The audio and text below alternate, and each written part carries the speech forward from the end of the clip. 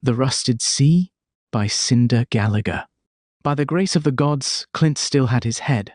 Impersonating a goldkeeper of the crown seemed like a glorious idea at first, but perhaps this was why Don said Clint was a madman and cut the final tie between them. Perhaps Don was just a jealous bloke. But how could he resist? Just weeks prior, Clint had swindled his way through a game of cards, winning himself an official stamp of the crown.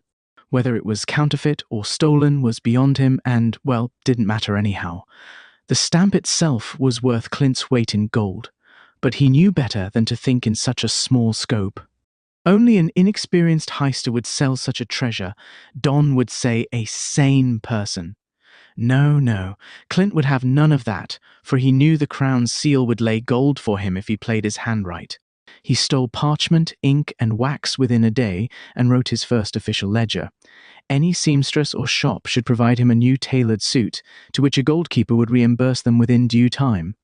He stamped the mighty seal and skipped town where the people wouldn't recognize his unpoised face. The small port town of White Bridge knew nothing of Clint of Blackstone. Clint treaded the worn cobblestone streets of White Bridge with purpose, blending into the bustling crowd like a shadow. The crown seal concealed safely in the folds of his stolen garments, he sought refuge in the anonymity the larger towns provided. His destination was a discreet tailor nestled in the heart of the marketplace, a humble shop known for its craftsmanship and discretion. As Clint entered, the tinkling of a small bell announced his arrival, drawing the attention of the elderly tailor behind the counter. "Crown business, I presume?" the old man said, squinting at Clint. Clint nodded, flashing a confident smile in the sealed parchment. "Aye, a matter of utmost importance. I require a suit that befits my station, a goldkeeper. Swift service shall be generously rewarded." The tailor, reveling in the opportunity, bowed and gestured towards the back of the shop. "Right this way, sir. We have fabrics from the distant realms, fit for a gold keep." Clint's stamp did its work, guaranteeing his future reimbursement to the humble tailor. He emerged from the back room wearing a finely tailored suit that spoke of wealth and prestige. Don would have been flabbergasted. The satisfaction on the old tailor's face confirmed that Clint had played his role convincingly. Exiting the shop, Clint meandered through the marketplace, reveling in the newfound respect his appearance commanded. Clint strolled through the marketplace, his new suit gleaming like a beacon of authority. He let the weight of the crown's seal in his pocket reassure him. But as his thoughts wandered to his next grand scheme, a sharp tug at his waist startled him. Clint spun around just in time to catch a glimpse of a small figure darting through the crowd, his precious seal no longer secure in his pocket. Without hesitation, Clint gave chase, his fine new boots clacking against the cobblestones as he pursued the nimble thief. The child, no more than 12 summers old, weaved through the marketplace like a thread through fabric, ducking under vendor carts and slipping between shoppers with practiced ease.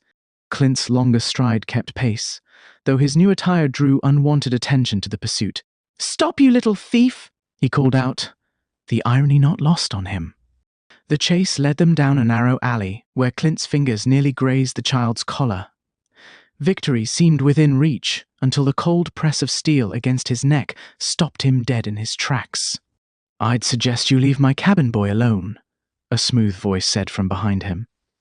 The accent was thick, touched by distant shores. Clint raised his hands slowly, turning to face his new adversary. His eyes met those of a woman dressed in a captain's coat, her dark hair bound beneath a weathered tricorn hat. The pistol in her steady hand spoke of experience with such confrontations. "The boy has something of mine," Clint said carefully, watching as the child disappeared around a corner with his prize. "And now it's something of mine," the captain replied with a smirk. "Good day to you, sir." Before Clint could protest, shouts erupted from the street. "City Watch!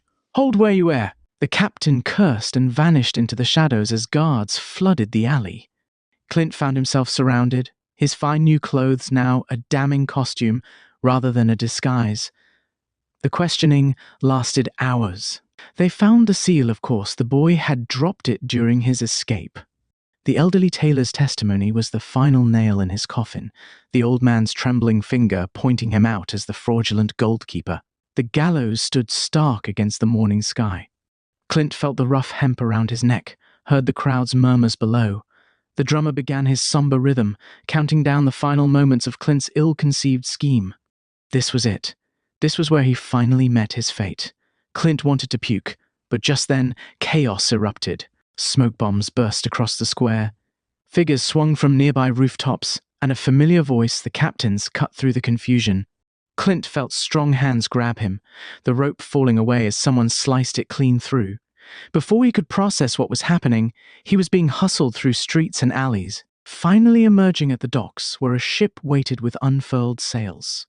"Welcome aboard the Chimera," the captain said once they were safely at sea, the coastline of White Bridge shrinking behind them. She looked different now, more at ease, on her own deck. "I couldn't let them hang you, not when our little performance helped seal your fate." Clint gaped at her incredulously. "Thanks? Never mind all that. My crew needs skilled hands with quick minds," she explained. "Though I should warn you, the boy keeps what he steals. Ship's rules." She nodded toward the cabin boy, who sat in the rigging above, grinning down at them. "So, what'll it be? Work for honest pay, or shall we drop you at the next port?" Clint looked at his fine suit, now salt-stained and torn, and laughed. The stamp had indeed laid gold for him, just not in the way he'd expected. "I suppose I could use some honest work for a change," he said, extending his hand. "Though I doubt it will actually be honest. Heavens, Don will never believe any of this." "Good choice," the captain said, gripping his hand firmly. "Now, about that suit, you'll want something more practical for swabbing decks."